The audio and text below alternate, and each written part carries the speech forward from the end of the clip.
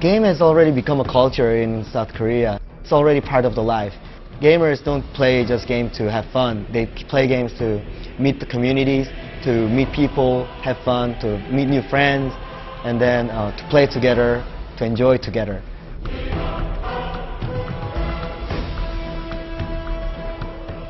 I'm Lanny Blazier, Associate Producer for Aion, and I'm here in Seoul, Korea at the NCSoft headquarters.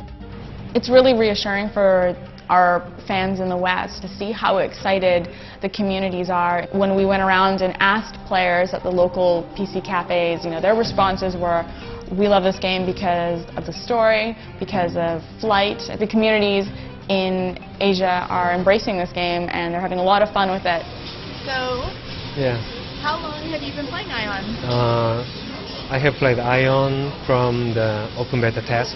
My favorite class, Gladiator. What do you think that it is that makes it so successful? Before Aion, there is a lot of MMORPG in Korea, but only in Aion I can fight on the sky. One of the most overwhelming and emotional moments I had during the game's development was when we opened Aion to players at a PC cafe in the form of a friends and family test. We finally got to watch people playing and enjoying the game after many years in development. We have been getting a lot of questions from the community over the past few weeks that they wanted us to bring here to ask to the development team, so we figured why not? There's been a lot of curiosity in the forums about how Abyss points work. How do I gain them and how do I lose them? What do I do with them? The more you play in the Abyss, the more you engage in PvPvE, you will start to accumulate these Abyss points. And you can do two things with them. One, you can let them pool up and that will increase your rank in the Abyss, or you can choose to spend them on Abyss items, armor, stuff that is Abyss specific. Players seem to like weapons that change their looks when they are drawn or have special effects when used in a fight. Players are having a lot of fun with a sword that extends to attack an enemy at long range.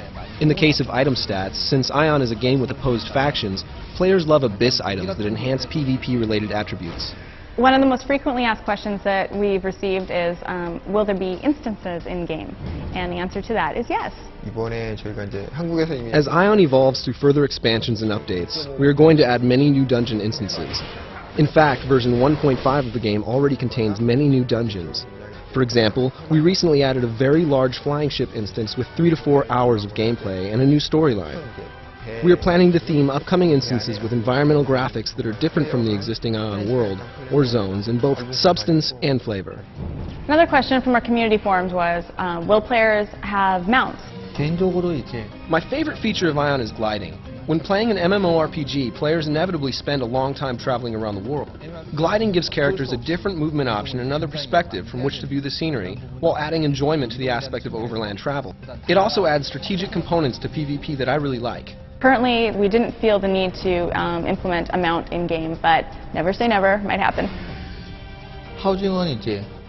We have discussed adding a character housing system. This system would let players fulfill their desire to own property, decorate, and design houses, enhancing the role-playing aspect of the game. Why do Asmodeans have that mane on their back and their neck? Such a funny question. Yes, I was responsible for that. We put that into enhanced diversity and differentiation between the two races. It's a process of evolution. At the time of the epic cataclysm, the Asmodei had no sunlight, and the Asmodeans really had to evolve to adapt to this environment. So they have certain features that you're not going to find on the Elios. They're all there for a reason. I'm presuming it's to keep them warm because it's always snowing in Asmodei.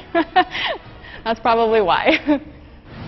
Our beta community has been extremely curious about crafting. They want to know, can I become an expert at more than one profession? Basically, right now in-game, you can pick one that you become an expert at, and you can level all the other ones up to a certain point. For our 1.5 update, we're actually going to be implementing another expert slot. So your character will be able to become an expert at 2 professions. So all you crafters out there will be able to pick more than one profession to become an expert and create some very unique and cool items for your legion. I like Aion, and a lot of my friends like Aion, not because we are Korean, so maybe American people and Western people like Aion because it's fun. Yeah, yeah. That's just it's fun. Yeah.